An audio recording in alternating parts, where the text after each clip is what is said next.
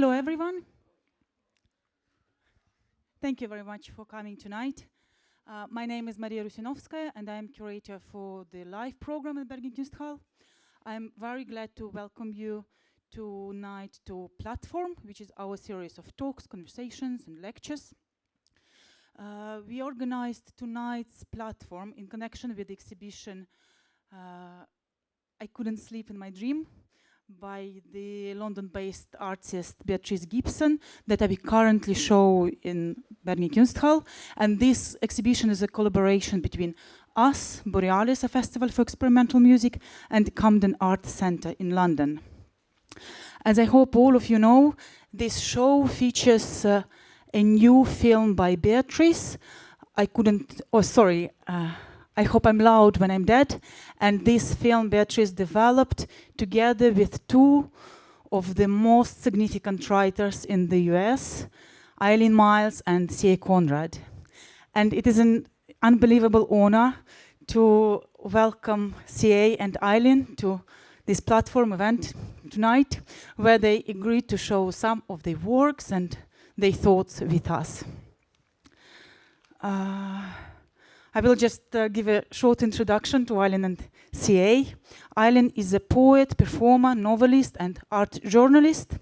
Their 21 books include Evolution, Afterglow, a dog memoir, I Must Be Living Twice, as well as reissues of Chelsea Girl and Call for You. They are a recipient of Guggenheim Fellowship, and also they received the Clark Prize for Excellence in Art Writing. Eileen is teaching at New York University this spring and at Naropa University next summer. And they live in New York and Marfa in Texas. CAConrad is a visionary poet and writer and the author of 9 books of poetry and essays. While standing in line for death, received the 2018 Lambda Award. A recipient of a Pew Fellowship in the Arts, they also received the Believer Magazine Book Award and the Gale Oat Book Award. Their work has been translated into Spanish, Greek, Polish, Norwegian, Portuguese, Danish, and German. They teach regularly at Columbia University in New York and Sandberg Art Institute in Amsterdam. Some of the books, not that many copies, but still some, you can find in our bookshop and also in the bookshop of the Literature House. And if some of you lucky people have got your copies with you tonight or managed to buy some before we run out of them in our bookshop, Say and Eileen kindly agreed to sign them. Just a couple of practical moments. The toilet is downstairs that way. We are streaming this event, so if you don't want to be in the picture, trying to avoid the camera angle here. And the talk will last for about an hour. We are also going to show a film, and then we will open for questions from the audience. We are going to start with a very new film by Eileen Myles, the one that was made just recently in January. It is 16 minutes long. You will recognize some characters from the Beatrice's new film, and the film is called The Trip. So please enjoy and welcome our guests.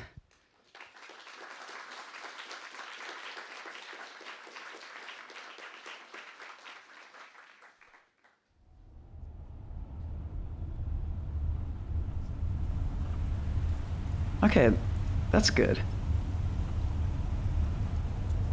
No, let's keep it going. Title, yeah, right here.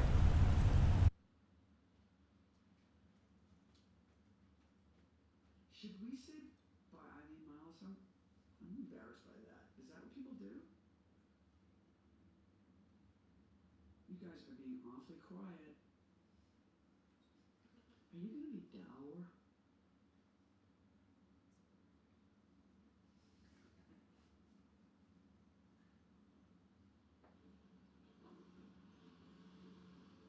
That's not my best side. There you are. Yay! Yay! That's pretty much it. Lots of shaking and hair tossing. That's Montgomery on the left, the young guy. Casper, Bedelia, the diva. Oscar, the man of the house. Kind of my dad. We did it, you guys. We got you all out. You're in the West. Okay, this is Marfa. We're pretty much leaving town. Everybody's feeling pretty great. Honey sees another dog.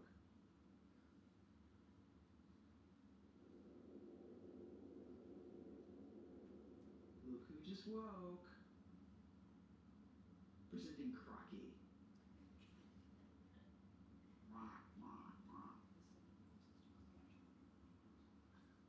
And I start giving him shit about the local jail. Pool of silence. You and me, we sweat and strain, body all aching and racked with pain. Tote that barge, lift that bale, get a little drunk, time to land in jail.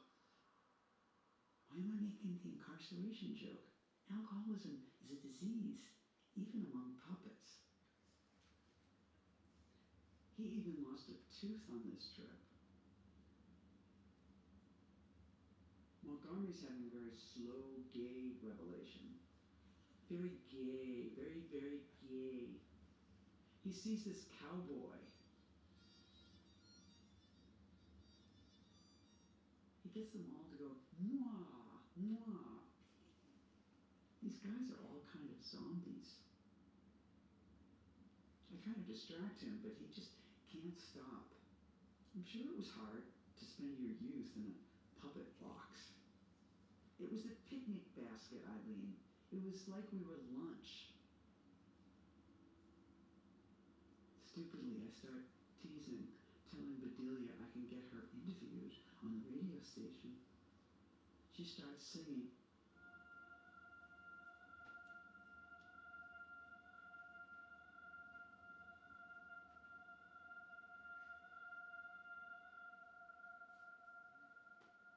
Okay, guys, we are leaving town. We're going to Alpine. Much bigger road. Do you like it? Do you like it? What's that?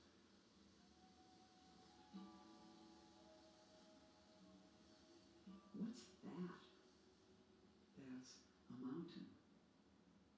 That stripe in front of it, you're gonna die. Are we dead? Are we dead? Are we dead? This is incredible. I don't even have language for these things.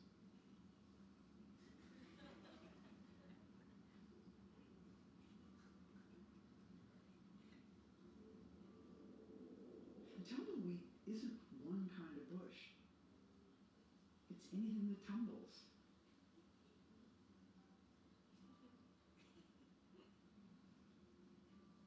That big white thing that looks like a bird, that's a cloud. We remember clouds. That's a train. What's the number? Can I see the number?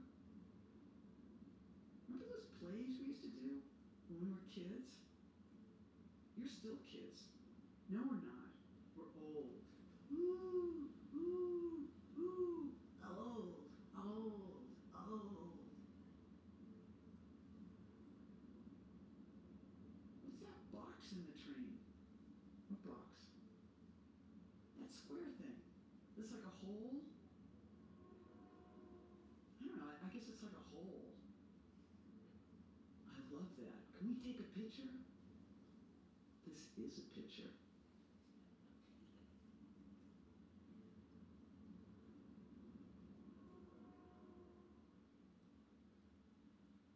I had a dream once about my father after he was dead. He came back and his head was bloated and misshapen. He was in such pain, but he was dead.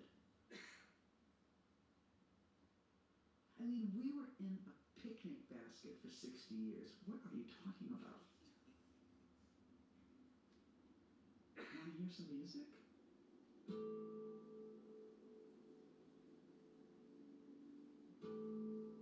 That big stripey thing? That's a cloud.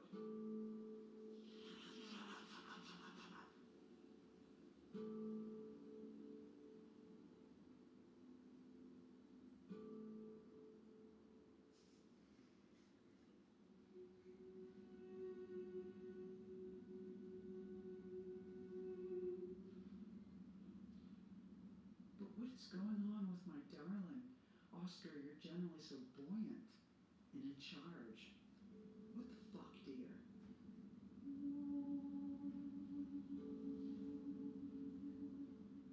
I'm overcome. I've never seen anything like it. I'm simply speechless. That's incredible.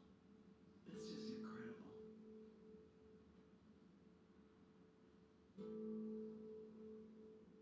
That's a good hug.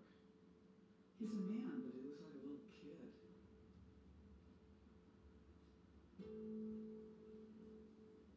Even the mountains look young. What could it have been like to live in a picnic basket for 60 years? And to have a relationship inside that?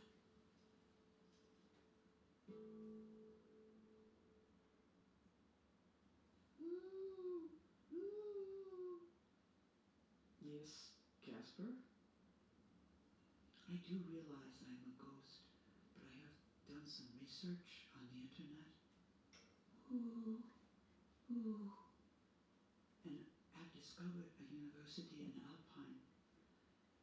That's where we're going. Yes, I know that. And I should like to study philosophy. All the puppets laugh. You're all being cruel. Casper? Casper.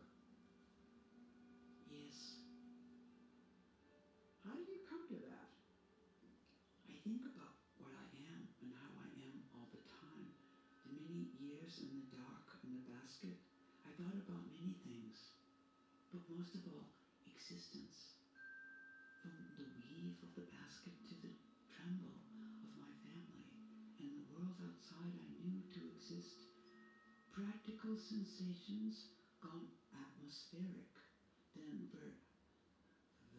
vernacular. Do you know what I mean by that? Yes, born a puppet, born a slave.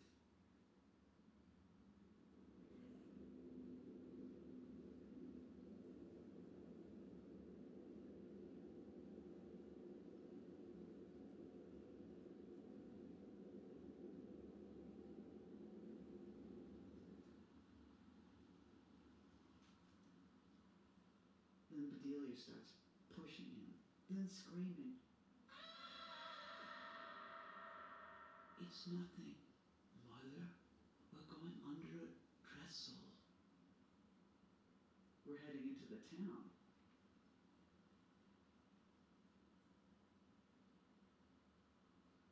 There's Sol Ross for you, Casper. Why is everything about Casper suddenly? Squeaky wheel, kids. Eek, eek, eek, eek. I would like a little oil. Oh my God, my God. He just keeps rolling along. It's summer here. All the beautiful buildings. Nice parking lot.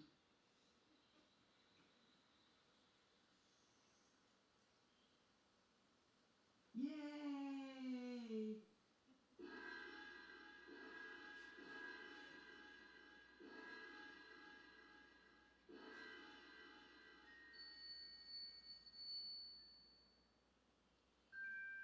Basket darkness, day or night, indoor or out, it's all the same with you. Years with us, time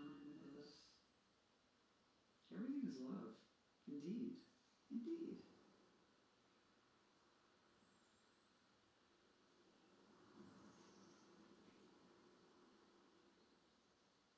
I probably need to think about getting some pencils and a computer and forming an application. Would you write me a recommendation, Eileen? Indeed. Indeed.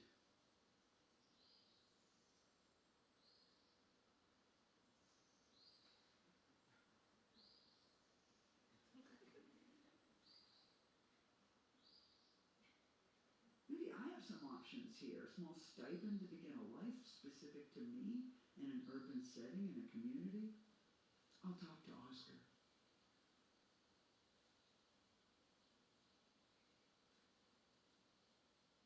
Can we wrap up a little bit? I think it was a great trip. I think you saw your first train, a Western train. I think you heard it. Okay, we saw the shit-ass aesthetic beauty of Marfa, battered and growing. And everyone saw Oscar experience the sublime. What was it like, Oscar? I have not come back, truly. We've taken lots of trips. I mean, we will take them to Madagascar and Saskatchewan. I went to Buenos Aires in the fall, and I would like to take you there. And I would like to introduce you to Cesar Ira. Would you like that? He's a very great author. Bedelia, honey, I didn't make you. I feel I was made to make you. Montgomery, we share sexuality, believe it or not. We can talk about that later. We have time, and we have a future. We have space and light. We can see the moon and the day today. Yeah, it's up there now. And we can even go there. And you know why? Because we're family.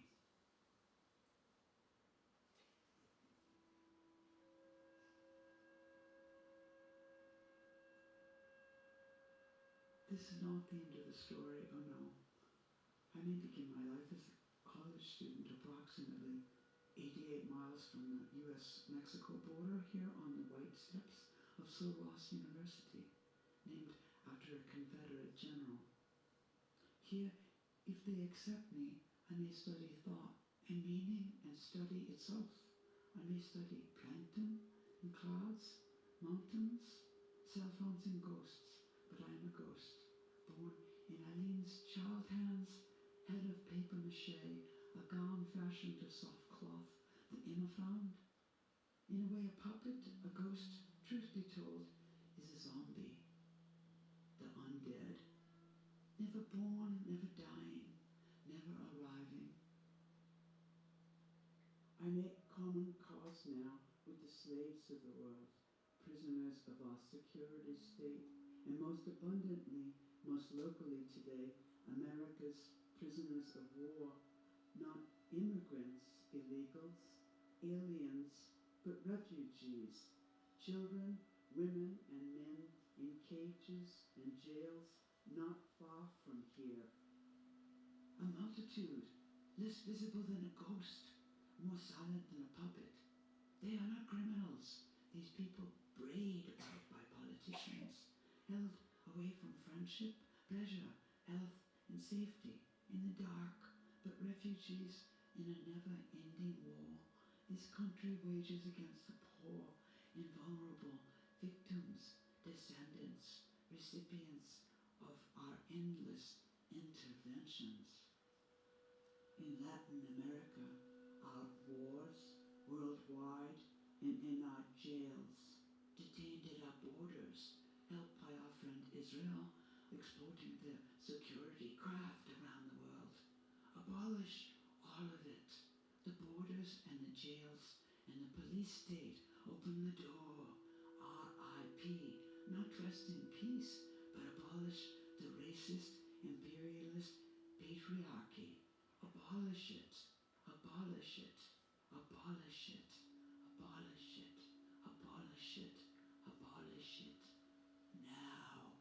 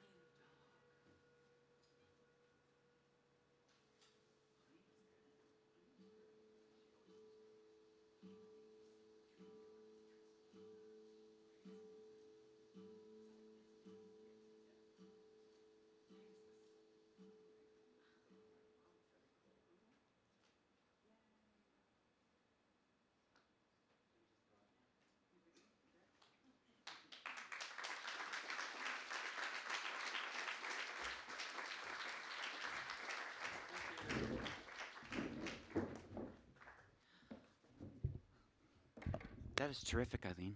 Thank you. Are we on? I'm not on. Yeah, me either. I think I might be on. Now I'm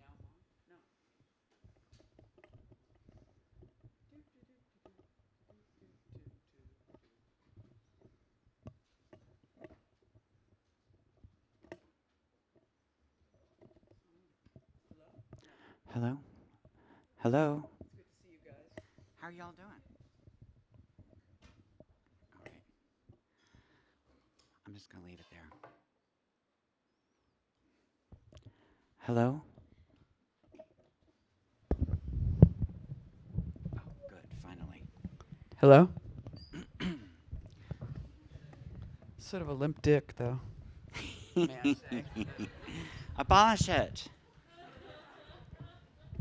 This is going to be a little tricky. Can somebody help me with this? It's not staying on.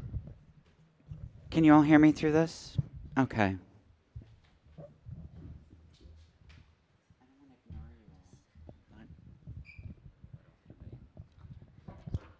I can look like this then. Yeah.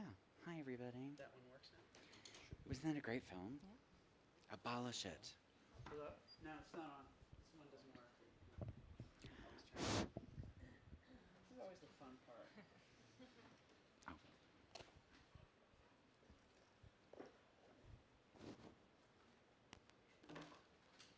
Now? I mean, this one works fine. It's just that it's Yeah, it doesn't really hang. need a new clip for it, probably. You also gonna get that.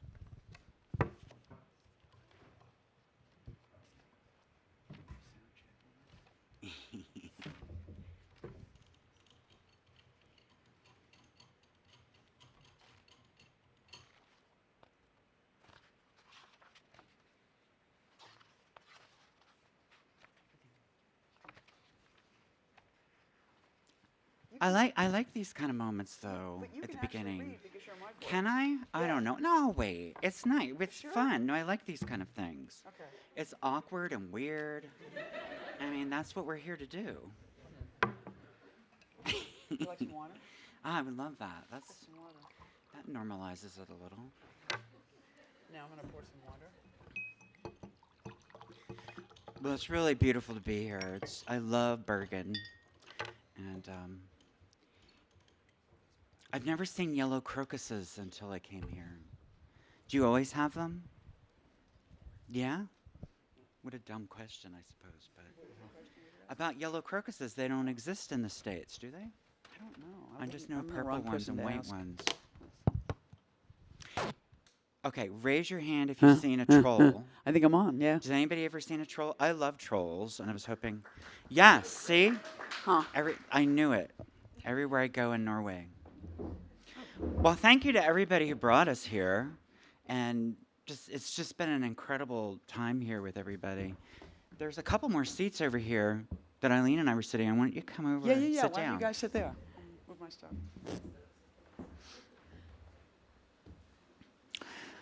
So Eileen's film, as you know, or you might have noticed, was shot in Marfa, Texas.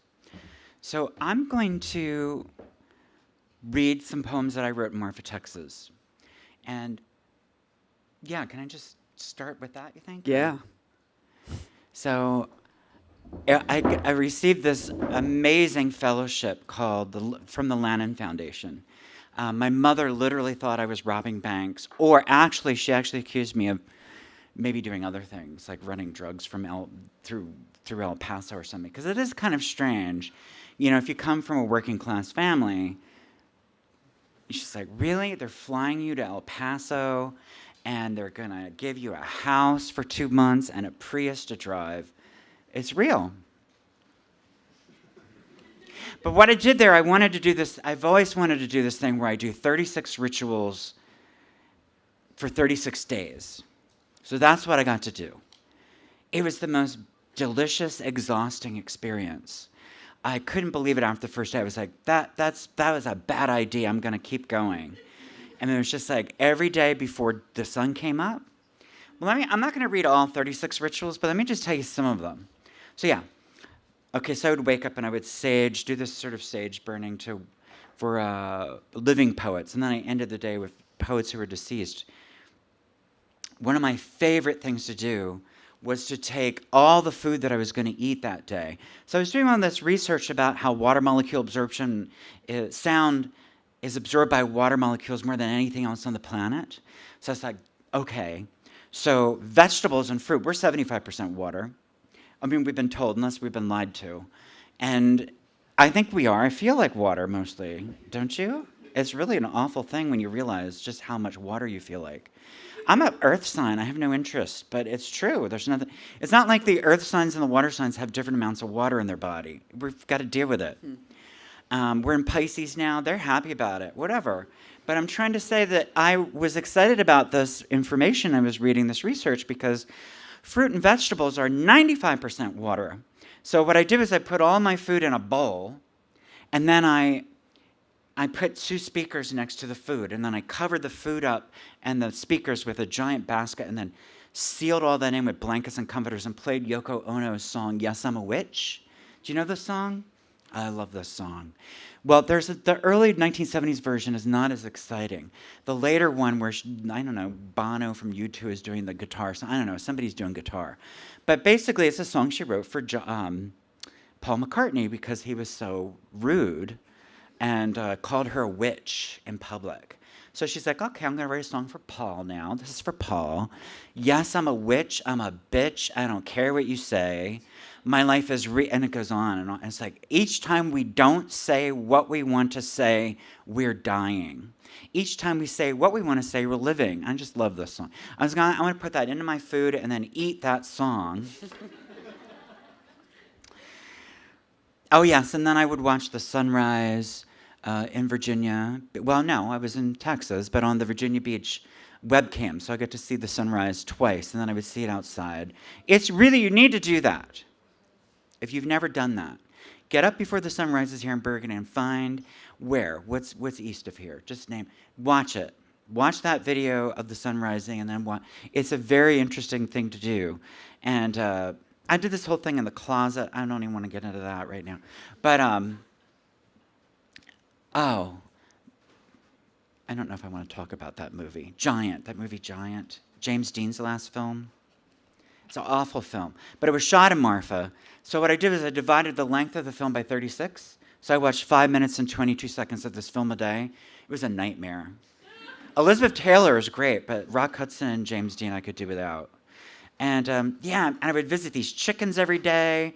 Donald Judd's. And then I was reading this book that I was very excited to find for 10 minutes. I was excited. It's called Witchcraft in the Southwest, Spanish and Indian Supernaturalism on the Rio Grande. So it was all about the history of witchcraft in the area, and I was very excited about it. And then I realized, it's written by this Christian who was like, this is the best way to kill a witch. The whole fucking book was about how to stone a witch. Oh my God, why did I not read closer before I did that? But what it did was it really instilled me with more anger, and I listened to Yoko again, because she helps you. And then I followed up that with Mary Wigman's witching. You know the dancer Mary Wigman from the early 20s? So she does this incredible dance called Witch Dance, where she was mortally depressed. She was suicidal. And as a young woman, she found herself on this floor, like pounding her feet. The psoas muscle gets working, and all her grief is released. It's such a great thing. I had a sweet potato that I carried around town. It was organic, and it was called Sweet Potato Baby Doll. And I would go to the barber shop, and the barber would be like, "Do you have that sweet potato with you today?" And I would take it out. And I would say, "Yes, here she is." And we would have a conversation about my sweet potato. That was part of the ritual. I had to talk about that every day. Oh, thank you, Eileen. I feel like I don't know. I think there's and then I would see the Marfa lights every night. Do you know what the Marfa lights are? Okay, so the scientists are now believing that there's a type of plasma that the crack in the earth is producing. And the reason they come up with this idea, so basically you go out every evening along the highway. The high school students of Marfa, I think, built this like viewing station, and it's to watch the lights. And what you do is that you watch these balls of light rise up out of the earth in the evening, and then they move around. And there are people who live in Marfa who claim that these lights have intelligence, and they chase their cars down the highway. There are multiple stories about. Did you ever get chased down the highway by these things? That was the closest I ever got to them. They were suddenly right on the side of the car. Oh my God. You never told me that. I thought That's amazing. Yeah, because I kept looking. I kept going out and looking for them. I would never find them, and then they came and got me one night. Oh my God. Well, I love these lights, and so I really do think that they're not just lights. There's something to these lights. Mm-hmm. And so what they're thinking is this type of plasma, and they're basing this on the research of when a volcano is about to erupt. People who live at the base of the volcano see these balls of light rolling down, and so it's the sort of same thing. I love that they call it plasma, because I used to sell my plasma when I was really poor. Come back. Oh, and then I would go out and see, the javelinas. You know the javelinas? These little tiny pigs that are hairy and tusk, and they smell really bad, but they're great. And they look like they're walking on high heels, but they're really violent, unfortunately. You can't, give them a nice squeeze. And did you ever see javelinas? Yes, I have, yeah. And Honey is always wanting to run with the javelinas. Honey, the dog. All right, that's enough. I'm going to read some of these poems. So I did these 36 rituals a day for 36 days, and then I hated these poems. And then I realized I hated them because I wrote too much. I think I wrote too much because I have this working class ethic, I'm going to make sure these poems are really substantial. What nonsense. So I just chopped them all in half, and now I like them. It's a sort of violent thing to do to your poems, but sometimes you just need to amputate things and feel better. So I'm just going to read 9 of these. They're all very little poems, but it's in honor of Marfa, Texas. I love Marfa, Texas so much.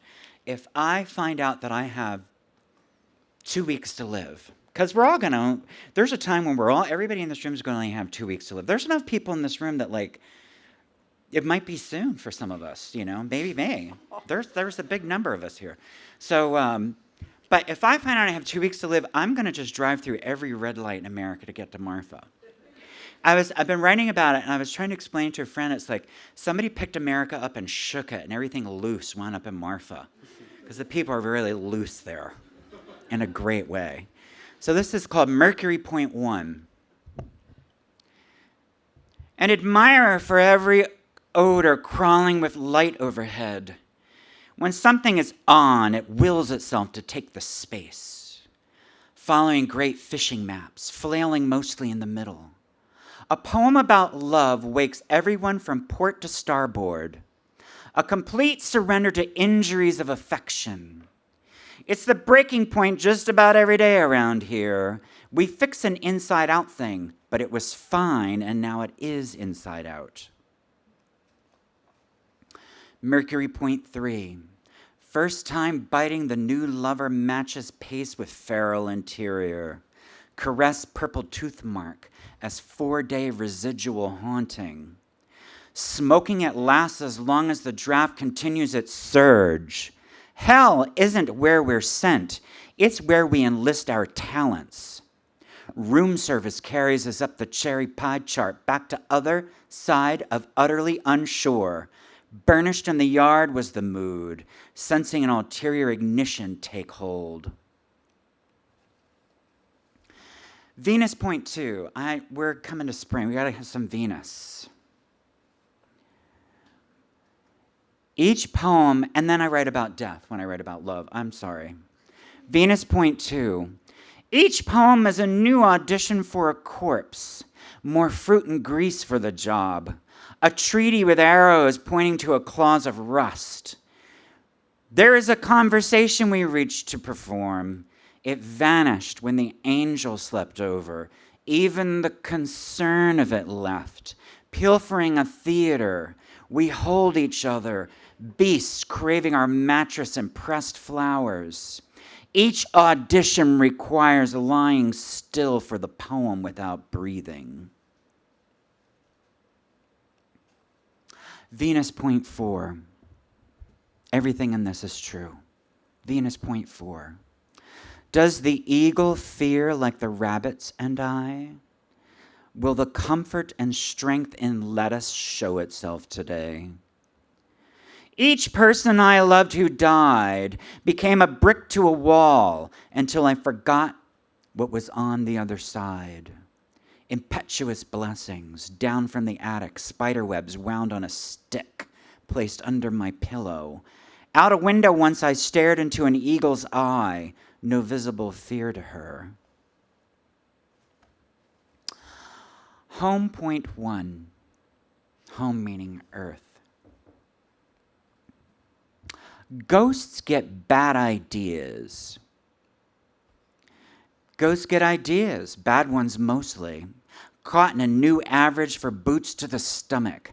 The moon is not a favor machine. Hope is a fiction we would be better without, but find hard to live without. I met a spider who hopes we let the house go to insects. Will you roll your eyes if I call this spider my sister? Regardless if you do, she is my sister. Don't mess with my spider. Mars point 1. To be gone, a constant desire. Embarrassed for the giant leaning in for love. We had enough of the dance number, but the whirling begins. It just starts. Silos full of air, no more corn, no more wheat. Watching myself for full details in a strange man's pants. We let the soldier board the plane, shot in head 3 days later. Why are you angry, you said. Why are you not, I said. I was a soldier on his way to kill, the war. Which one? I'm not sure. Uranus point 4. This is true. And it looks exactly like I feel about it. See? It's a bit of a dog. Uranus point 4. The only goal in my last life was to come back a poet. We had to leave, which meant backwards in the dance. Checked vital signs in the meadow, or maybe it was a rooftop. I don't know how I convinced them to let me do it. I used to think it was because I pleased them. Nothing mattered after climbing stairs to see you for the first time in centuries. And this one is called Saturn point 1. Butterfly in a tissue box, not a real one, a painting, a monarch. One more sign for anguish, poured and poured, a choice to feel or stack bricks between. I was sad when my talented friend started designing television commercials. He told me to grow up. But the rocks in the desert I touched signal an endless new place. Something without money saying, never tire of demanding love for the world. Wow.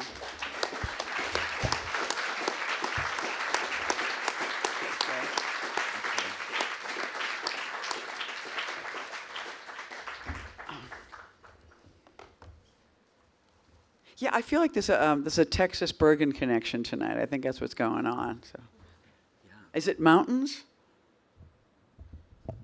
Yeah. Why not? It's love, too, It's Bergen's a city of love. Do you feel like a city of lovers? Yeah.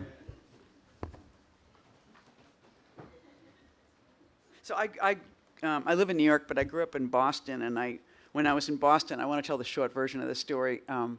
We learned about Celtic literature. I mean, like, 'cause people in Boston there was a lot of Irish American, corny sort of leprechaun and like a whole culture that none of us wanted to take part in. But in college, we learned about Celtic myths, and I learned about these poems called gnomic stanzas, and they were about they're sort of like nature poems. There would be like a little line of nature, and then there would be a homily, like the guilty flee, though no man pursueth. And I love these poems, and then like 40 or 50 years passed, and then I was living in Marfa, Texas, and I wrote a gnomic poem. So this is that. It's called Western Poem.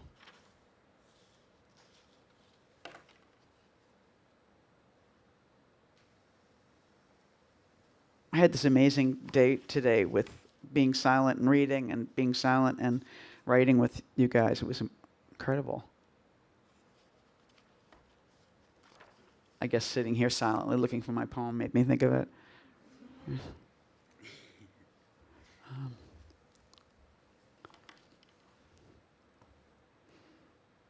Purple clouds, my doubts. Iridescent cream, my loss. Purple mountains, my friends. Buzzards circling overhead, my hopes. Birds singing, jagged singing, my indecision. Wrecked skinny tree, my past. Photographs I sent home, my indiscretion. Amber streetlight, my reading. My appetite. Red striped sky, my confusion. Bright yellow gray sky, my ardor. Car lights, my commotion. Telephone pole, my wishes. Stop sign, my fear. Family dollar. Courthouse, it's a chain store, right? Courthouse, my opinion. Black cloud, white sky, hesitation. Black cloud, white sky, bliss. Blinking signals, my intentions. Black mountains, too many suggestions. Skipping white lines, my attention. A young cowboy, first saw the lights. The horns on your van, my defensiveness. That old train, my dreams, that old train.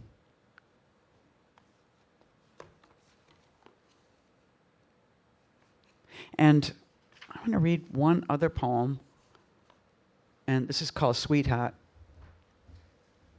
And I was sitting in the backyard, that moment when you've been like in love with somebody, and then you realize how badly it's gone, and you sit down and you were like, fuck.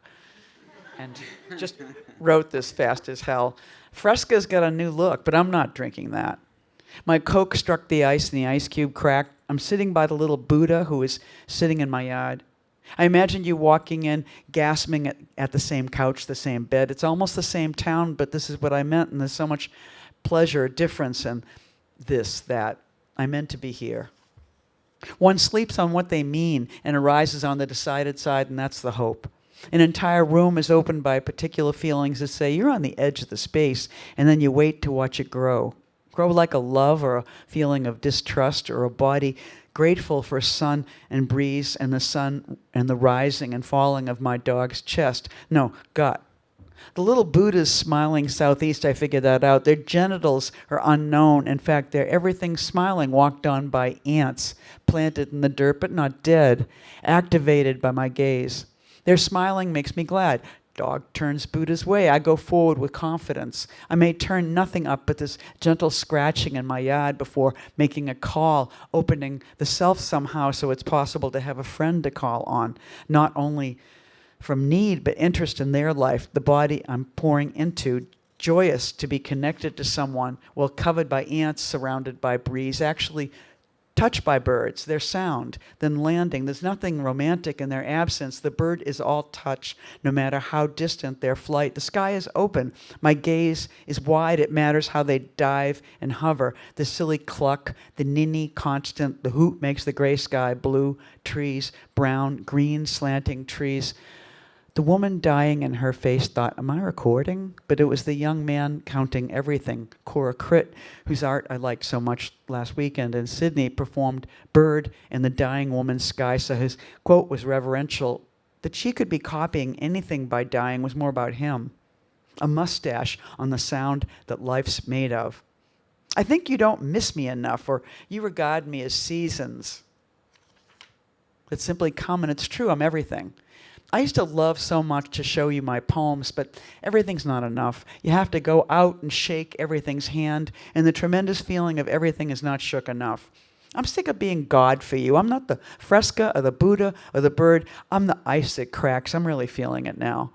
The amazing difference of contact, everything's gasp. It begins so slow, hours of freezing, waiting, a life, and the draining of it by waiting too long, riding around in a car. I'm not any Coke, I'm every Coke. And a bird likes the sound of that. To be so close, the earth parts for its own arrival. The time of day is enchanted by my jeans on the line. I'm enchanted by everything too. How could I be it and feel it? Drawing sunline, sticks. If I say two again and I'm creating a pattern, someone who doesn't love me will say, you say two too much. I suppose going blind is momentarily seeing colors in everything and remembering them for the rest of your life. I'm afraid to tell you I'm going blind. What I'm saying is I'm retiring from God. I will feel my genius quietly, the furrows of a dead tree accepting my love. You start like a car and pepper in a number of growls. That's dog. You roll and you're bird, and Buddha's difficult now, more of an aside. There's something so different as the sun could turn, I think, and we're turning on our dirty little urn. There's a movie about everything. My getting this part of that, endlessly obliged to be wise. Upstairs, 16 little eggs turn in another galaxy, someone else's sandwich. Today, I was so busy, I didn't even see lunch. I had it, but I didn't see it at all. The distant eggs are turning for someone else. I poured Fresca into my glass, and then I poured my vodka, and then I got drunk. Darker day now, when my throat fills and Buddha's awake. A bee wants to sting me, and in that moment, I would notice everything. Why do you think I'm sweet? Why must I die? Thanks.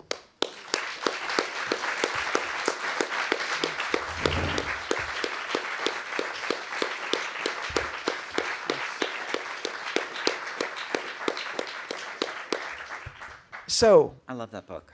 thank you so much. I think this book, Conrad's, while standing in line for death, is like kind of one of the greatest book titles of all time. So, Thank you. honored to be here. So I wanted to ask you one question, which was, so what's the poetry ritual you did with your boyfriend Trey?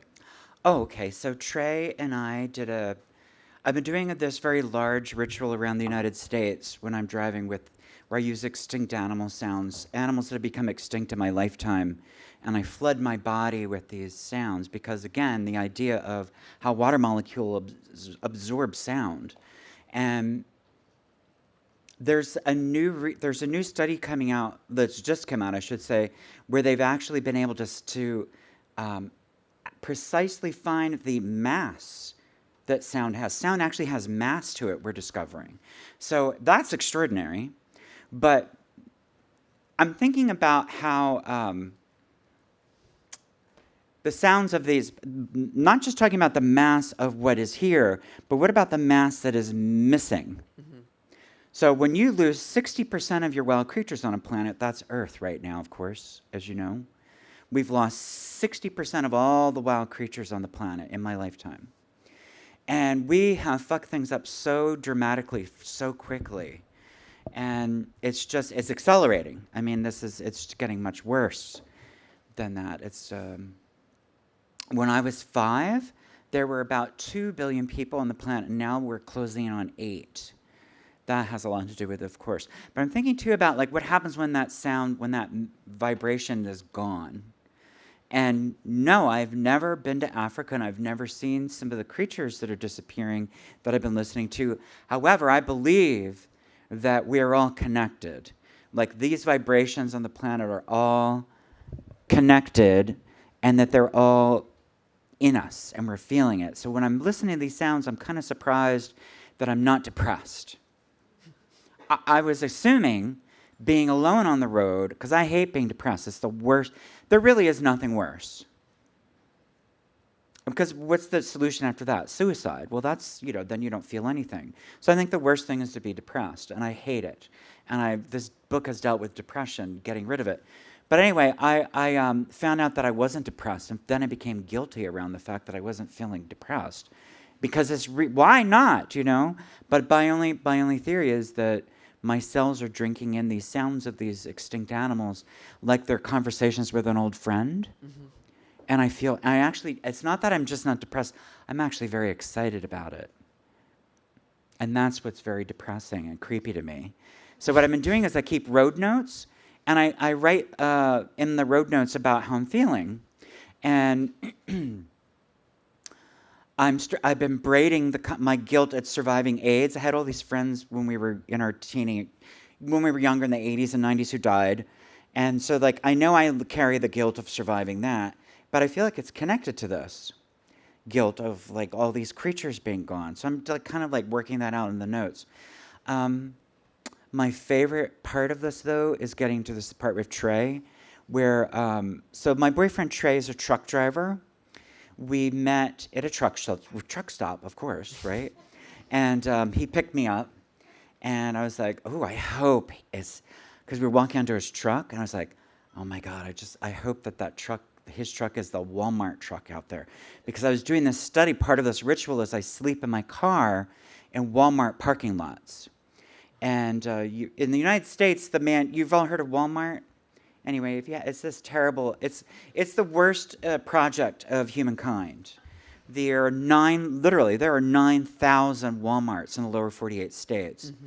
The small ones, whatever that means, have 250,000 items for sale.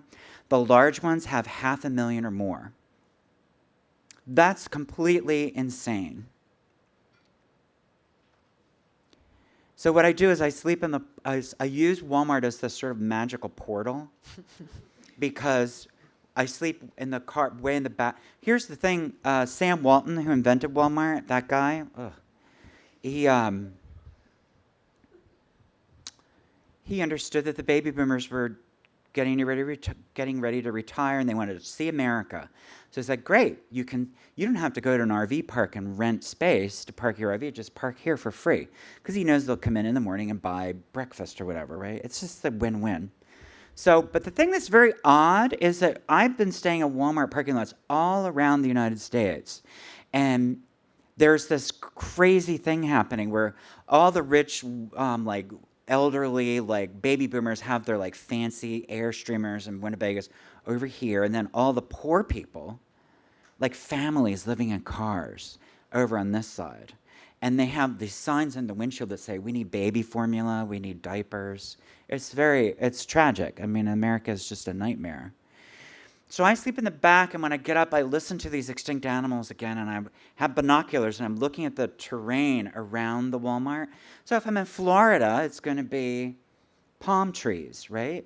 But if I'm in Montana, it's going to be it looks like the set of the Lord of the Rings. It's just very regal and mountainous and, Mm-hmm. It's very different. But when I walk into the Walmart, it is precisely the same as the last one. The music is the same. The uniforms are the same. The greeter is the same. They always have this greeter, these elderly people are welcome to Walmart. It's the weirdest thing. And what I do is I walk a spiral into the store and kneel down and write. And then I lie down on but the thing is, as soon as you lie down, you get thrown out. So I was lying down, and I'm going to get into all that. You get thrown out. That's enough. But Trey and I met in Tallahassee, Florida, December 7th. December 7th of last year was the beginning of the new moon cycle that ended on January 6th. And I asked Trey, so I wanted to investigate these 27 days of a moon cycle, right? So I have a lot of women friends who claim that they only menstruate on the full moon. So they menstruate every 27 days on the full moon. Here's something very strange. I don't know how they found this out. The male ejaculation travels at 27 miles an hour. 27% of the Earth's surface is land. There are 27 bones in the human hand. So the first time in my life, I wanted to take these 27 days to honor the moon. Because the thing is about the moon, everything about us is guided by the moon. It takes exactly 27 days for the human cells to regenerate. So I asked Trey, he has this very large Bowie knife that his brother made for him, and I sharpened it up, and I asked him to slice my arm open so that I could study it with a magnifying glass every day to watch the cells regenerate. It took some coaxing, but I was like, this is for a poem. Can't you cut me for poetry? You're so pagan. Yeah, because it's the moon. Huh. It's the goddess. So I was like, just cut me and it'll be fine. Huh. So, but I got to have this beautiful cut and watch it come back to life. What else? Oh, the atomic number for cobalt is 27. In India and Sanskrit, 27 is considered a Harshad number, which means joy giver. They assign a feeling to this number. Mm-hmm. In the Kabbalah, there are 27 channels to God in the Kabbalah. It just goes on and on. I just love this. So that was the ritual with Trey, and then and the thing is, Trey is, so we only meet in different states. So when I'm out on the road, we call one another, and we hook up in different states. So we've met in 40 different states now. Florida was our 40th state. So that's a really unusual relationship that I never even imagined having. I liked it. It was pretty good. So, but anyway, that's where Trey comes in with this ritual. I want to ask you a question. Okay. So, And we're going to open up to you guys in a little bit after we get. I need my We've glasses. dosed each other with some questions. Oh yes, dogs are all over your work. Dogs are everywhere. Everywhere. They're just amazing. What is your relation to dogs, and what place and writers like dogs hold? Yeah, I mean, I think there's a sly literary thing in this question. I mean, dogs are important to me. I mean, I've been obsessed with dogs long before I ever had a dog. And I think, because I grew up in one of those families where I wasn't allowed to have a dog. I couldn't have a dog. And I wanted it more. I campaigned. I put, like, notes on my parents' pillows, under the toilet seat, just everywhere, asking for a dog. And I was given a dog for, like, one day by one parent, and it was taken away by the other parent the next day. So that I'm, ambivalent gender-wise about that. And Your dog was gone after a day? yeah, my mother couldn't stand, one more creature in the house crying, because I think my mother was a person who wanted to cry all day long and didn't. And so there was this weeping dog. But so I kind of longed for a dog long before I ever got a dog. So I think for me, dogs represent longing. They're just this thing that wants and wants and wants. And dogs all have that beautiful, there's nothing about a dog that, dogs have stealth, but they don't really hide things. I think we love dogs because they're so obvious, they're so full of desire, they want to be with us, they're just incredibly loving creatures.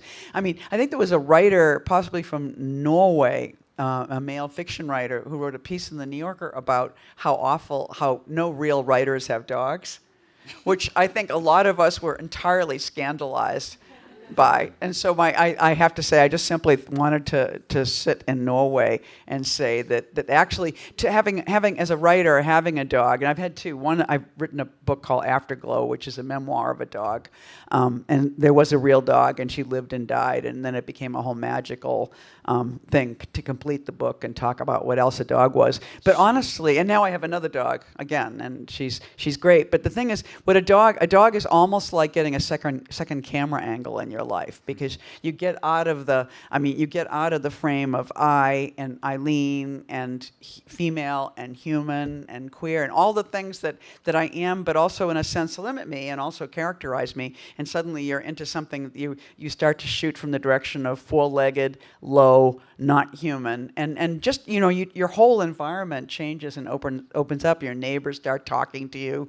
I have people who have never known my name. They've known Rosie's name, they've known Hank's name, they've known Ringo's name, and now they know Honey's name. And I'm completely a non-entity. And suddenly, and yet there's this very beautiful communal connectedness. So I think it's like the fact of a pet and a dog, and she accompanies me while I write. Like, I don't write alone. There's kind of a warm, hovering mammalian presence in the room when I'm working. And so there's just, and it has a biological need to get out, because I think one of the most repugnant facts of being a writer is you get cut off from your body, and you get a little too fixed to the chair and this desk and this need to be productive and to make something. And there's this somebody who needs to go out and pee or shit, something very simple, and whatever the weather is, you go out and sort of bifurcate it with your body and this animal body. And so it compels you to be not so much human as mammalian, which is, I think, a real primary way that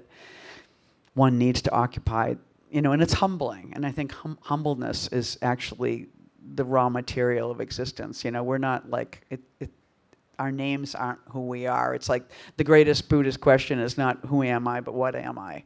And I feel like I'm still answering that question all the time. But it's not just dogs. All of your books there are trees in all of your books. You have a lot of trees. Can you talk about your relationship with trees as well? Yeah, and weirdly, I think the tree guy is coming here. Is this Peter? What is his name? Who's that? Who are you talking about? Am I making this up? I thought I saw on the calendar there was slow reading, and then there was Peter Warschler, or isn't he the tree guy? A German writer? Is he a German writer? And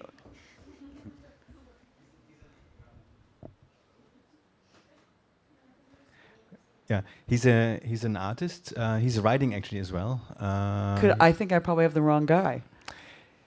I'm not sure if he wrote a book about trees. He wrote Well- about all kinds of stuff. But And come here, it'll be really great. It's like I'm doing like an anti-ad for Peter somebody who was. I just think I was in Calgary, Canada the other day, and he was coming there, and I thought he's everywhere, but it's a different Peter W.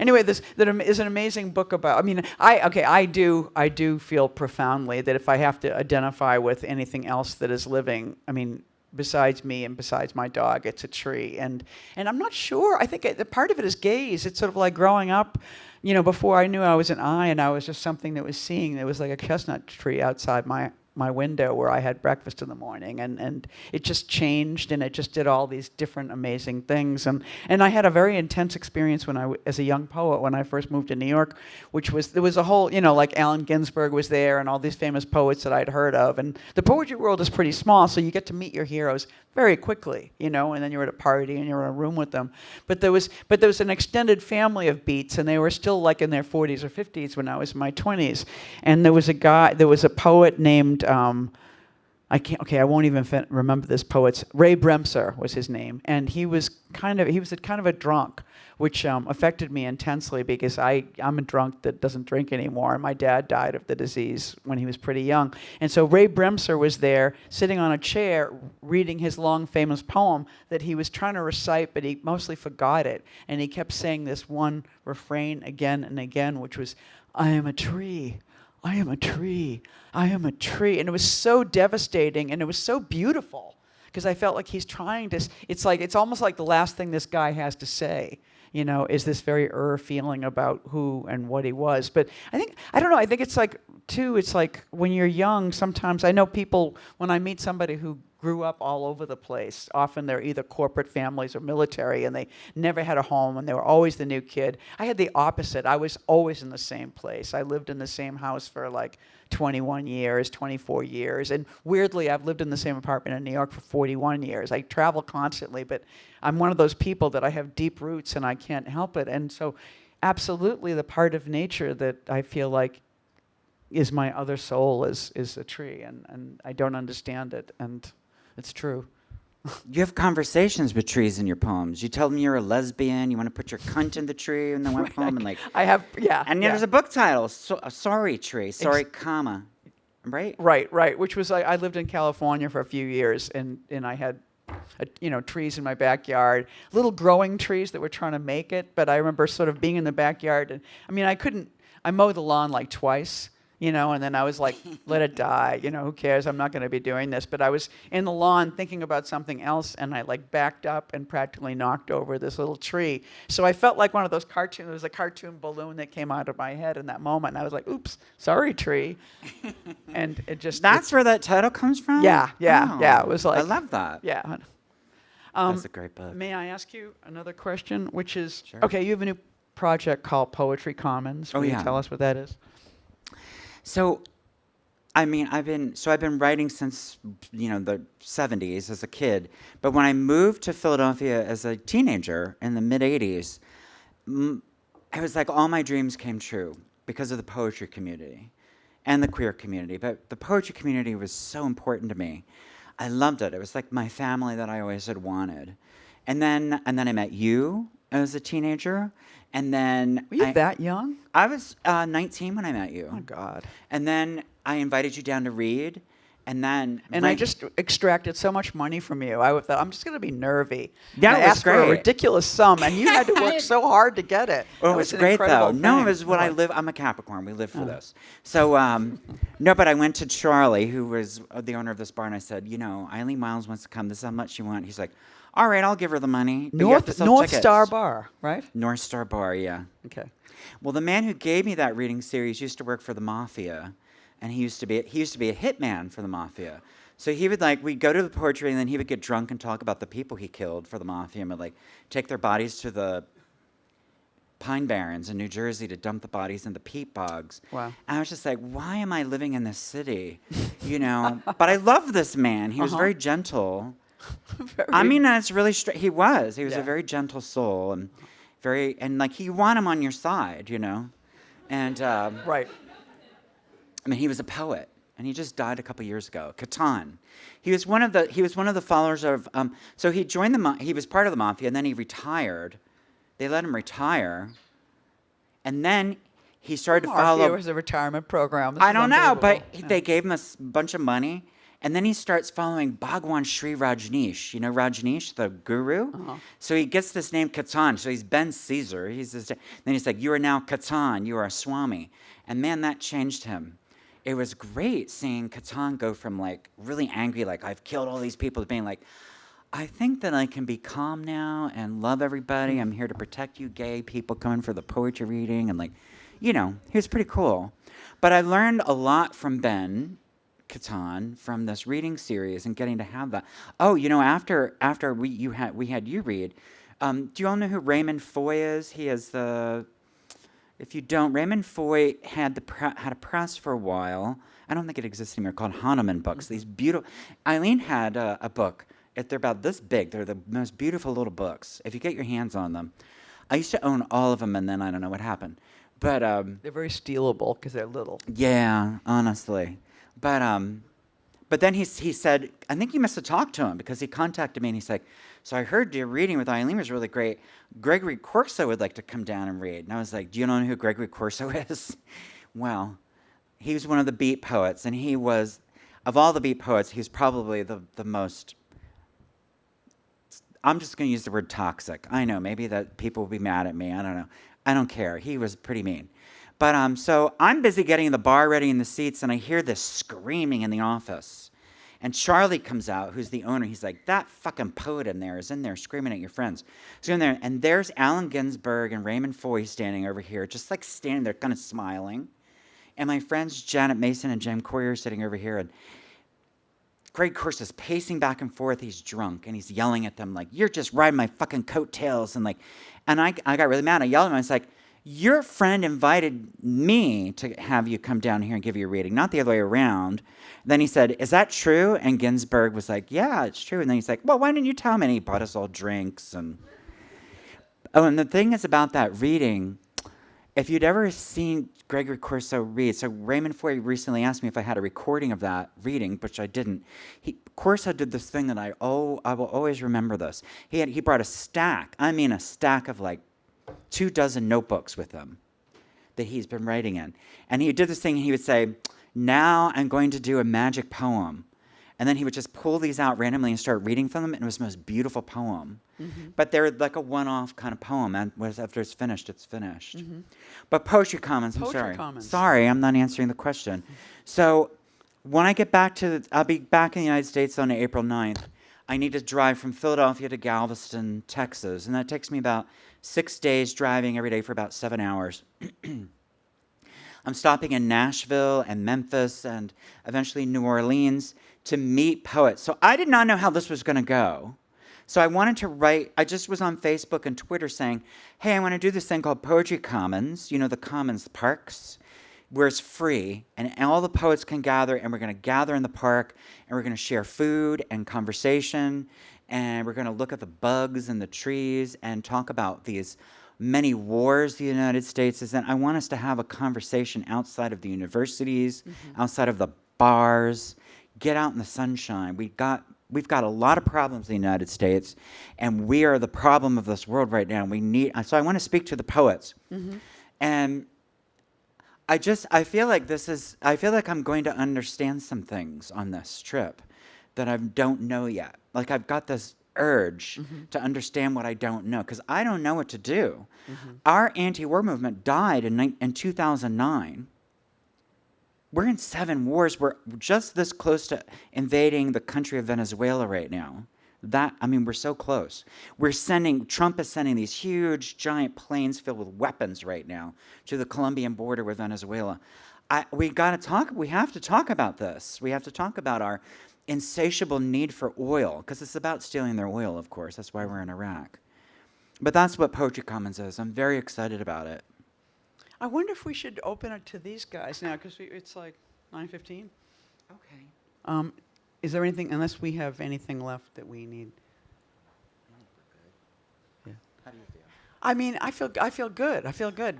Me too. Unless we want to, let's see. Yeah. We want to give one sentence answers. Can I ask you about the presidential election? So in 1992, you ran for president. Right. And I remember seeing these. I just want to say this. You put out these amazing newsletters when you were running for president. They would say things. I remember one of them very in particular where you said, I'm having my period. You were kind of like had a headache. I was like, that's the president I want. You know what I mean? Right. Who's like, can you talk about being a, Only that my platform was total disclosure, and so the idea was that what I was thinking I would actually tell you, because we had a president who was, like you would ask him a question and he would say, "Read my lips," and was like, "What?"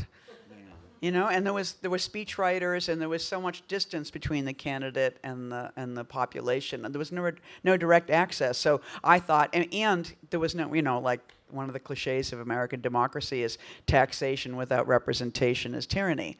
But obviously, nobody I knew was represented by the government anyway. There was no women, no queers, no people with incomes under $50,000, no artists, on and on. And so I thought, if all the people who weren't being represented were represented by me, I would be that candidate, And it was also interesting that you had to be 39 years old to be president of the United States. And at that moment in time, I was like 39, and I thought, I'm becoming an old poet, but I'll be like a really young presidential candidate. So it was a matter of changing from column A to column B. And what I learned, though, is that if you do something as kind of utterly, it's like I kind of live my life by the idea of a fool would proceed, with their excess, they would become wise. And I felt like by doing this really kind of obvious, kind of so seemingly farcical thing, I learned so much about American politics. It was before the internet, so people would literally hand you information or mail you information or come up to you and say, "Have you thought about your economic plan?" And I would be like, "No." And then somebody else would come up to me and say, "Do you have an economic advisor?" And I'd say, "No." And they would say, "Well, then we would decide to have a cup of coffee at a cafe, and we would sit down and we'd hammer out the economic plan." And it was, anybody could do it. You just reverse the domestic and the military. There were so many things that had such easy solutions. And as we can see right now, we've got a president who knows nothing and either makes dumb, conclusions and edicts, or brings in really insane advisors. And so it's like the common person could run for office and really change the direction of the country or any country, And I felt like it was just like everybody should consider running for office and then thinking about what that would mean and thinking about the country, making an inventory of the country you would want. And you have a whole other sense of politics and something to fight for and stand for. That would have been beautiful to have you as president. There's always a small army of people trying to urge me to run again. I mean, a very small army, about seven or eight. I'm part of it. Yeah, but it's not red. I just have to say this because yesterday I was reading the news and I just burst into tears because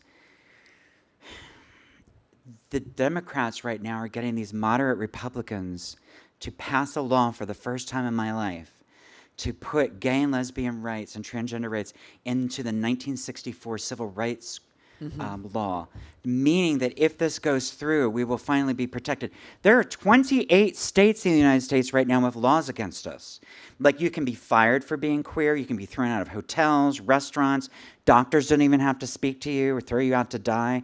I mean, it's brutal in these states. When I'm driving around the country, I have to know where I'm going to spend the night. If I can cross the border to a safer state, I'm going to do it. But if this law gets passed, we don't have to ever think about it again. We'll be protected. I mean, it's just insane that this might actually happen. I can't even believe it's true.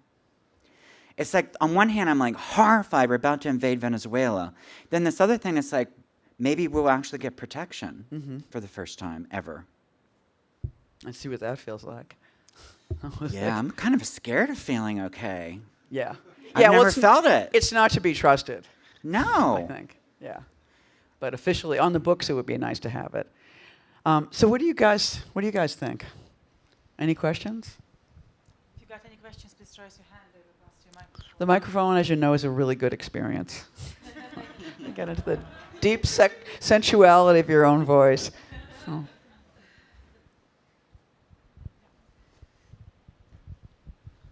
Thank you very much. I just wondered, you both talk about spending time in your car or your truck, and I wonder, is that just being an American, or is that, like, what role does that play in the way your work evolves or develops, that time, that space? Well, I want to say that I've been thinking about this a lot. That's why I'm doing it. And I know that flying is a bigger carbon footprint, and I take care of my car in such a way that it gets good gas mileage. And I'm vegan, which cuts down on my carbon footprint a lot. But I do like driving across the country because I get to meet a lot of amazing people. I always remind myself that 3 million more of us voted for Hillary Clinton. We outnumber the fascists. And I can see that when I'm on the road. Most people that I meet are not. I mean, I get people. I had a guy pull a gun on me in West Virginia. That was unpleasant. But, and I woke up in a Walmart parking lot in Alabama with these men surrounding the car that were going to smash the windshield. But my mother taught me how to sleep in a car. You always sleep in the driver's seat. Do you really not need to hear this? I'll just tell you. You sleep in the driver's seat with the key in the ignition, with the windows up, no matter how hot it is. And I woke up and these guys were there, and then one guy was looking at me and he's like, "It's a dude." I think they thought I was a woman. And I saw he was about to smash my windshield. It was either a baseball bat or a 2x4. Anyway, I put it in reverse and got like around them, and they ran. I could see in my rearview mirror them running to their cars, or 3 vehicles. There are about 6 of them. And they chased me. The thing is, Walmarts are really close to highway exits. And I got on the highway and just floored it. And these people don't go far from home, you know. So it was fine. But it terrified me, and I just kept driving till the sun rose. But for the most part, it's not like that. I mean, I think cars are evil and should end. And the day that they decided that cars were banned, you know, certainly in the States, I think it would be a great day in public transportation. It would be wise on so many levels. And yet I came late to it. I started really driving in my 40s because I got my license when I was 19, but instantly had, you know, I was a young drunk, got into accidents and sideswiped. Knocked the drain pipe off my mother's house and so on. So I couldn't be allowed to drive until I had stopped drinking and 20 years had passed. But I just, there's nothing, I mean, it's sort of like it's like a moving jukebox or something. It's sort of like the landscape. I mean, I just get so high behind the wheel of the car, and I don't really listen to music except when I'm driving. I mean, that's kind of really the place. I mean, lately I've been, you know, I've got a turntable in my apartment now, and it just sort of brings me back. I mean, there's nothing cooler than putting a record on at home and just listening to it. It seems like the music is in the space, and it's so literal, and it's not abstract, and it's not digital, and it's the best. But other than that, it's sort of like landscape passing and music playing to me is such an ecstatic state, and I just do my best thinking, and I find, you know, I love cars. I love driving. So that's, you know, the short answer is the long answer, which is the road is so great. And I think one of the things that's amazing, I think, with literature is right now, I mean, I don't like listen to podcasts, and I don't listen to audiobooks. But as a writer, what's so thrilling is 2 kinds of people are listening to us now. Visual artists, people in their studios, and I'll meet somebody and they'll say, "I've been painting to your work for days." And I was like, that is so awesome. Or, "We traveled listening to your book."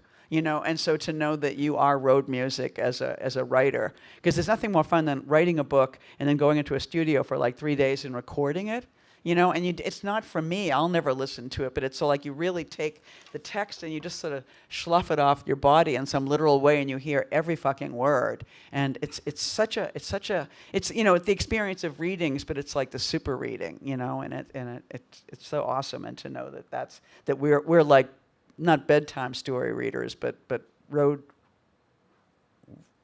music. You know, it's cool. Yeah.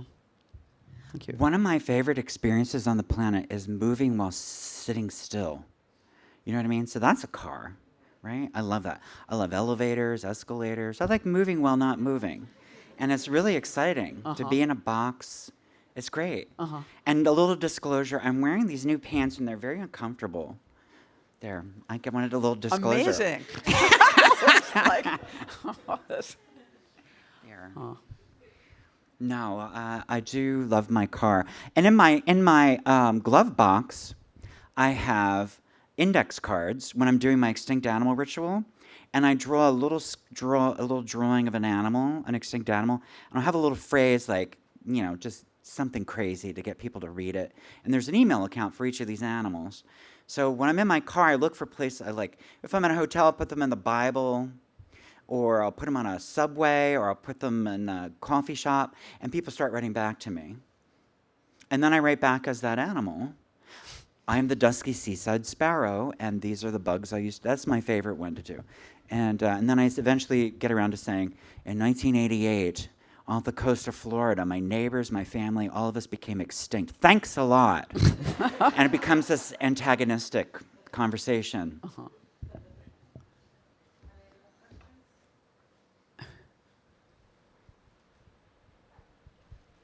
It's Axel. Yeah, sorry, I have to ask a question also because It's going to be about conversation- Peter. It's going to Huh? be about Peter Worsler. No. It's like I'm going to start his fan no, it's club. actually about a Yeah. conversation we had yesterday after your first conversation here, and also in connection to the exhibition by Beatrice and the film in which you both star. And because in the film there's somehow something like a juxtaposition between politics and a lot of terrible things that happen, and you and writing or poetry. And yesterday we talked a bit about ups and downs and projections on what poetry is. And I wondered if you could elaborate a bit on your take within your own practice on politics.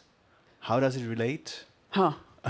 It's a very big question, but it's maybe interesting to talk to Yeah. also in relation to basically the film by Beatrice. And Right. Yeah. I mean, I think the thing that's so funny about just us being here in a way is I feel like we're like puppets. It's sort of like usually, you just the invitation to go someplace because you're in a film means that somehow it's sort of like we're kind of being carried by it. It's sort of like a gig rather than us being like we're not the film. We didn't make the film. We're like something. We're like content, which is a completely different thing. And it's like poets being like puppets inside of a film. But I think that the thing you were saying about sound taking space, that every sound that ever was made on the earth, and ever will be made takes a certain amount of space, and we hold that space in a way, and we mourn it. And I think poetry kind of has that job. And so I feel like if the space of America, if this, like driving cross country is fun because the landscape is great, and every place I write a certain way in New York City because I learned to write in New York City, and so it's this Walter Benjamin thing, like where it's such a collision of personalities, and there's so many different conversations going on, and there's so much poetry, and there's so much incident that it's sort of like, I learned to write a very charged, very detailed, very thoughts colliding and sentences not finishing. And then I lived in California for a few years part of the time, and I've lived on Cape Cod, and every new landscape creates a whole different sounding. It's in the same way that when the first time you were a child and you went into an overpass of a train and you yelled your name and it echoed so beautifully, and you started to understand about space and being on the planet and how you can be heard and when you couldn't be heard and when you were echolalic.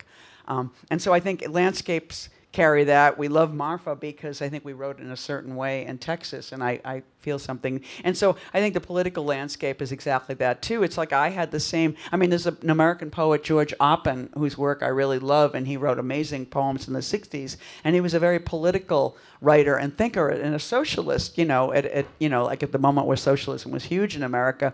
And there was an insistence in the 30s among American poets that you should write political poems, and he didn't want to do that. And so what he did was he was silent for 25 years, and he did political activism. When he felt he had something to say, he came back and wrote poetry again. But I'm not that poet. I feel like, though I struggled with it when I was a young person, I couldn't. I came from a world that sort of, I think, my poetry world before I was there, which was an anti-war world. I think people were writing anti-war poems. Some were, some weren't. But the most avant-garde poets I don't think really were so much. And I didn't know that I really thought politics fit with my own aesthetic either. But when it started to be that my friends were dying, and when it started to be there were so many homeless in New York, and that you could smell human shit in the subway because it was cold, and Reagan had closed the mental hospitals basically and sent all these people out into the streets, and they were veterans and they were mentally ill people, and started to and even understand my own life as an alcoholic, that I stopped drinking in my 30s because I was probably going to die of the disease.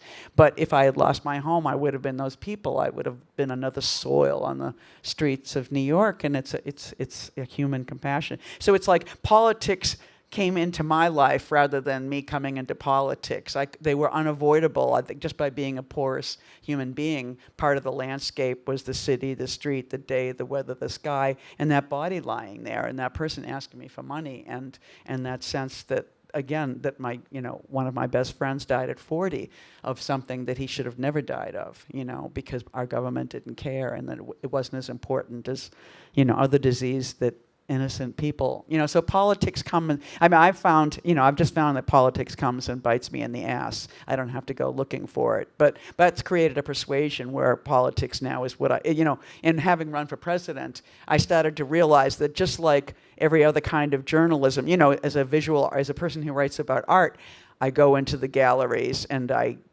absorb what's there, and I make an inventory, and I write, and I know how to take information and import it into my work. And when I ran for president, I started to understand that politics was like that too. If I didn't keep myself separate from it, if I acknowledged how much that was me and mine, I began to seek it and have a desire for it, and now I feel like it's part of my responsibility. And I don't mean responsibility like you should, in the 90s, as I'm queer, I'm a lesbian, I'm a they lesbian, is the way I put it, because I use the pronoun they.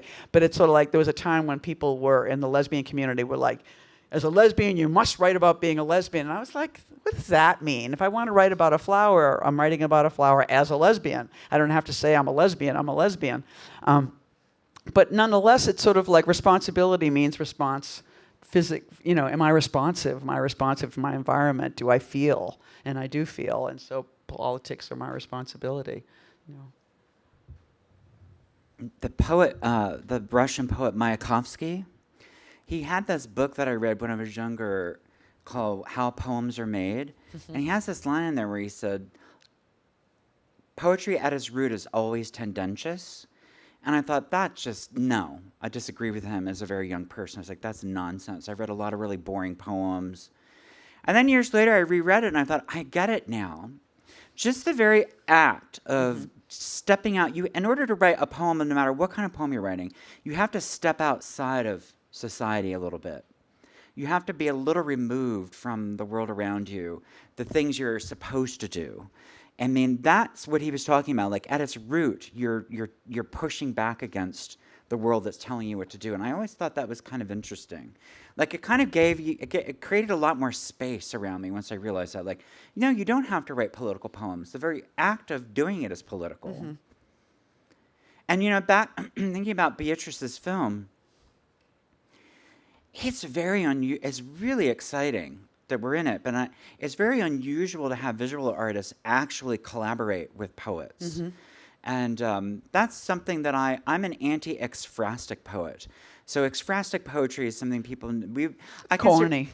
I consider it a form of indentured servitude. The art world has been treating poets like the dirty, ugly cousins of the art world for years, And it's like, I'm not mentioning names, so you know, but I did have this. It wasn't the artist, it was the assistant of the artist write to me saying, so-and-so would like you and 12 other poets to write poems about blah, blah, blah's artwork. I said, well, is so-and-so going to make a piece of art about one of my poems? Well, no, it doesn't work that way. I was like, oh, you're educating me? Let me educate you, because your fucking sentence that you wrote to me used the word collaboration. That's not collaboration. That's called indentured servitude. And I'm not working for you. You know what I mean? I said, if so-and-so wants to make a piece of art about one of my poems, then yes, I'll do it. Well, we're not going to do that. And I said, well, you need to stop this project because this is a disgrace to poetry.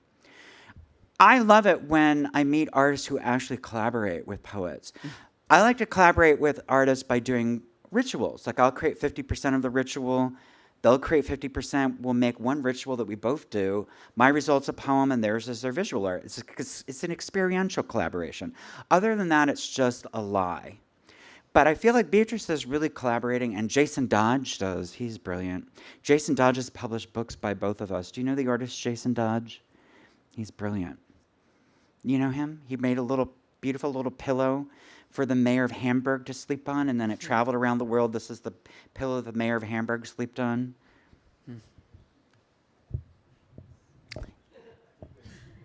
We have time for one more.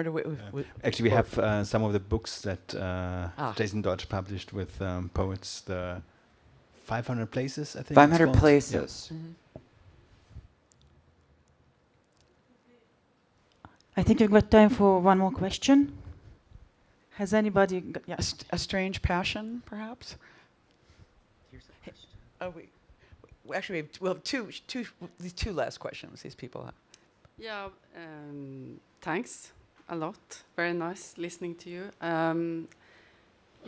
You mentioned writing about art, and I was curious, how did you start write about visual arts? I mean, writing about, I'm sorry. Yeah, visual arts. Visual art. Visual Yeah. art. Oh yes, sorry. Because, yeah, I've read some text, especially of you. Yeah. That's about art exhibitions and Yeah. so on. How did that start? Yeah. I mean, I think in the poetry world, there's always the question growing up when you're in your 20s, like, how am I going to make a living as a poet, And it was always like the destinies of a poet were to be a drug addict, to be an art writer, or to be a college professor, And at first I was being a drug addict, and that was a full-time occupation. And then when I decided to. And it was difficult because when I was a kid, I used to make visual art and loved it. And when I had taken this other road and wrote poems instead of making visual art, I think I had that pain you have where if you used to play a musical instrument and you used to be a rock and roll band and now you're not anymore and I can't listen to music and so on. So I liked art, but I couldn't quite open my heart to it because some part of me thought I should be there. But interestingly, when I stopped drinking and taking drugs, I just started to have these experiences like we would walk through New York and we'd look at the top of buildings and say, oh my God. It was like we had never looked up in the first 8 years of living in New York because I was so interested in getting a drink and, doing whatever it was. So a part of that sensation was going into art galleries and looking at work. And I had such a full-hearted response. And then I actually already knew people. It was just a question of there were art magazines. And I know there was a poet / art critic, Peter Sheldall, who was a friend of mine, and he was slightly older than me, and he was always like, don't be a bum, be an art critic. And I was like, oh, it sounds so, because we like, like the 60s and 70s in New York was very, poets were very involved in the art world. And they weren't so much that way in the 70s and 80s when I first came to New York, but we were all involved. We had friends in bands, and music was much more the world we bled into. So but once I started really looking at art, it was just very second nature, and an art, and somebody who was a performance artist who knew me and knew my work. He did a performance at the Guggenheim, and he was like, Eileen, you have to write about it. And I was like, no, I can't do that. And he was like, you have to do it. And he kind of made me do it. He was very Rene Ricard, who was in Warhol movies and stuff, and he was an art critic too and a poet. So he made me do it, and I got such a response. And it was like I got like $100, and you would think it was a fortune, but it was like I never got $100 for a poem before, and it was in Art America, and all these people were like, hey, I saw your piece in Art America, and it just had a different feeling of real estate in New York at that moment. So I started to write reviews for a few years, and I enjoyed the writing process, and I enjoyed the power, frankly, because you'd walk into a gallery and you'd look like a little bum, and then you'd be looking around, and it was before digital, so you had to get slides. So I would look at the work for a while, and then I would stride up to the desk and say, I'm from Art in America, can I get some slides? And they're like, whoa, would you like a drink? And da-da-da.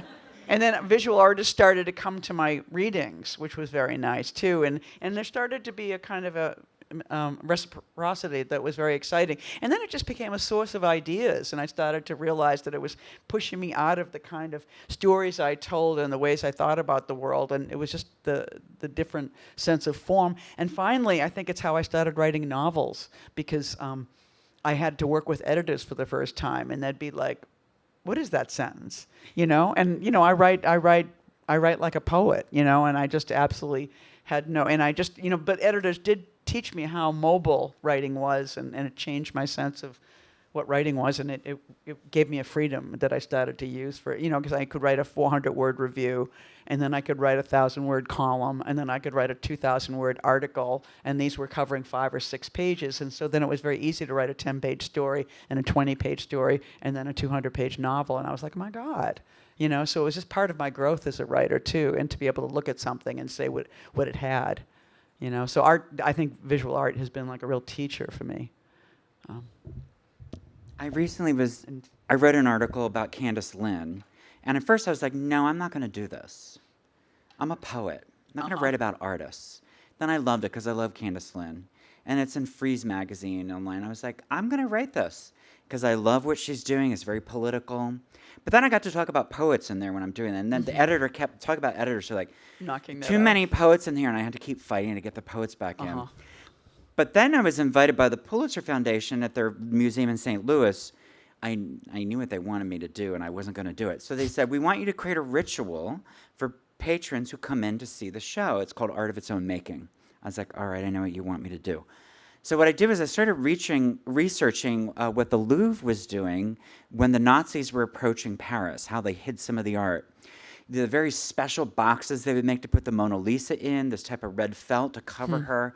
There was a woman who is still alive. She's in her 90s now, but she was a little girl who lived in the south of France where the Mona Lisa was hiding.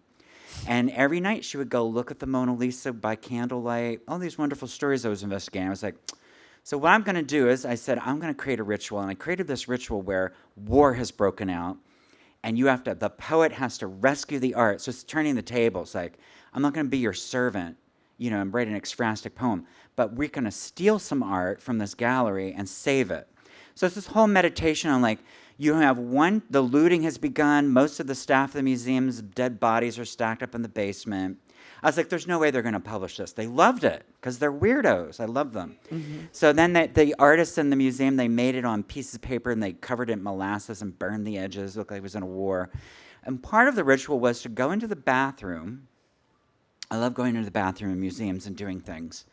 And you have to come up with a password. And the password has to be your favorite god or goddess's name and your favorite home appliance.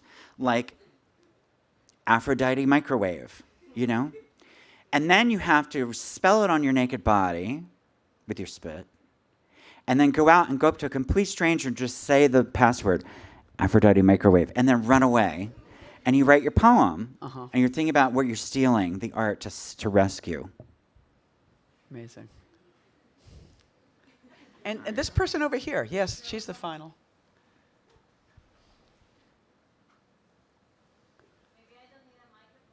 Oh, you do. You'll love it. Come on, take it.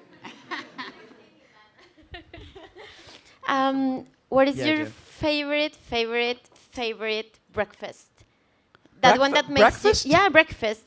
The one that makes you feel like happy and amazing.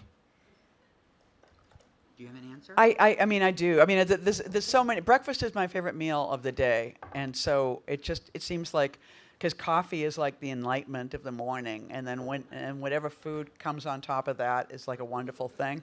But truly, it's like a really, really good croissant. I mean, it's, to me, the freshest, most beautiful, lightest, most incredible croissant is the most amazing thing in the world. And you can get them in America, but it's like mostly, it's such a horrible American problem because there's a lot of things that look like croissants in America, and then you bite into it and it's not a croissant. It's this kind of awful yellow, synthetic, bad bread. It's not, like, no baker ever made it, a machine made it. And it's just like Starbucks is the biggest perpetrator of this. Things that look like croissants that aren't croissants, And it's like the second I get to Europe, I'm like in heaven because I've never had a croissant in Europe that wasn't a croissant.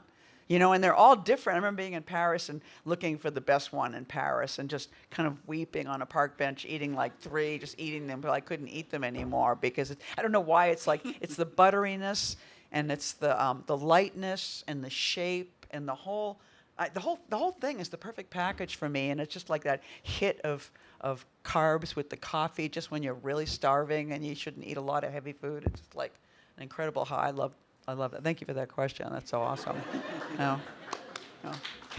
And you have a breakfast? Yeah. Well, so and then we're going to end with poems, just a poem piece. But I wanted to say, I actually brought my breakfast with me from the United States. So half of my suitcase's weight was my breakfast, which is I'm very particular. But I'm a Cap. We like things the way we like it, and I have this one kind of oatmeal that I want to eat. So it comes in these little recyclable packet things, and then I'm here 36 days, so there are 36 packets of oatmeal, and I'm vegan, so there's like, I also got my chia seeds, my hemp seeds, my fucking flax seeds ground up already. I ground them before I got here, and I ate all my precious purple chocolate. Gita knows about it, but it's like, yeah, I love breakfast so much it comes with me.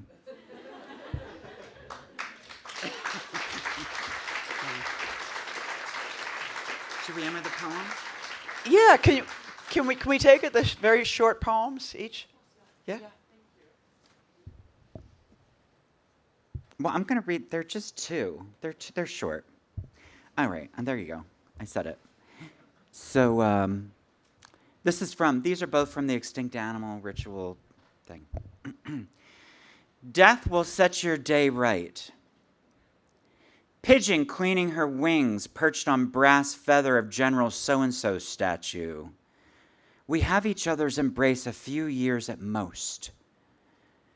Could be we engineered this wrong, wobbled into universe, fixing long goals with a toothpick. I am greedy too with time, have given myself to the hem of it, walked on knees for gifts to continue, longing pushed to the back of the barrel. Listen to draining wound paddling its waters. Hold us upward, shadow. It is by you we are cradled. I am not a masochist. I tire quickly from pain. Interrogate fly swatter, knife and fork as accessories to a crime. How many times do I forget I must die? Simple. As many times a day I am not your humble fellow human. And this last one is, it looks like this. So this last one I want to dedicate to the 4,600 Google internet employees who last year in the United States wrote and signed a document saying that they are never again fulfilling military contracts. The Pentagon in DC wanted these people to wed the artificial intelligence technology with the drones that are already killing innocent people in the Middle East. And they said no, and they risked their entire careers doing this, and they won. And then they ripped up the contracts. It's for them. Golden in the morning, crane our necks. In a past life, I was a little fish who cleaned the shells of turtles. A dream helped me remember their deep voice of thanks. Many nights I heard sharks waiting for the tide to draw me near. When the calendar runs out, it feels lucky another awaits. All I have ever wanted was to forge the English language into a spear and drive it into my heart. Between leaping and being shoved, no lonelier place to put my faith for the swinging motion inside the dance we share. Don the extraordinary suit for this ordinary day. Take our time studying trees, imagining the nests we would build if we were birds. I ask all you talented people spending many creative hours perfecting killer drones, guns, and bombs to please know we are waiting for you on the other side of art in the no-kill zone.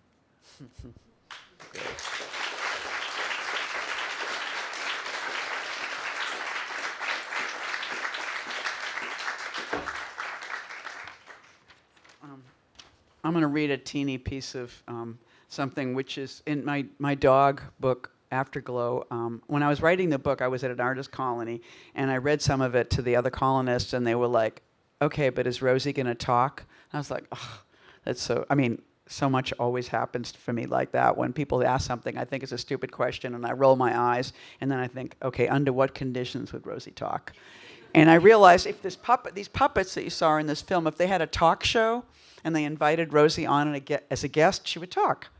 And so this is a chapter of the book called The Puppets Talk Show, and I'm going to read like a really tiny piece.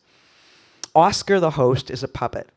He has shiny black painted hair and bright red dots on both his cheeks. He's wearing a pair of blue overalls with very baggy suspenders and a blue and yellow striped shirt. One of his feet is gone and his pant leg is empty. Oscar: hello, hello, hello. Our guest tonight, Rosie, a dog, is here to set the record straight. All puppets: yay! Oscar: yes, Rosie is our guest. Thanks for coming, Rose. Rosie nods. Glad to be here, Oscar. Very glad, in fact. Rosie leans forward a bit in her chair, adjusting her butt. Oscar: puppets and dogs. A lot of folks probably can't see the connection between our kinds. I say balderdash. All puppets drumming. It's like a puppet drum circle. Oscar: our studio audience, the kids.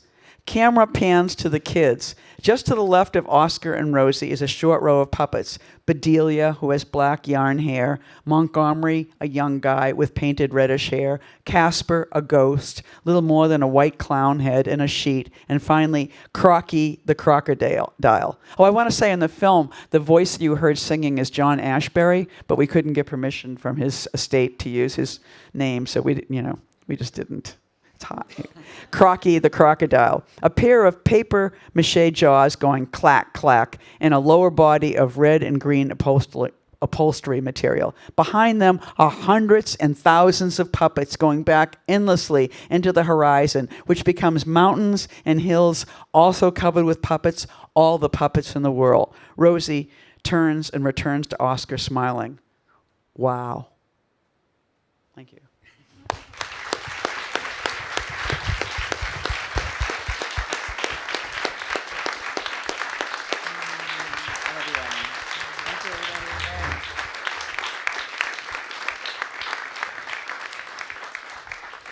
Thank you so very, very much, C.A. and Eileen. And thank you to all of you who came today. Please stick around, the bar is open. I also wanted to mention that next Sunday we have the last event in connection with the Beatrice Gibson's exhibition, which is a performative reading session with Slow Reading Club. Please come and join us on the 24th of March. And now please just give another good round of applause for CAConrad and Eileen Myles.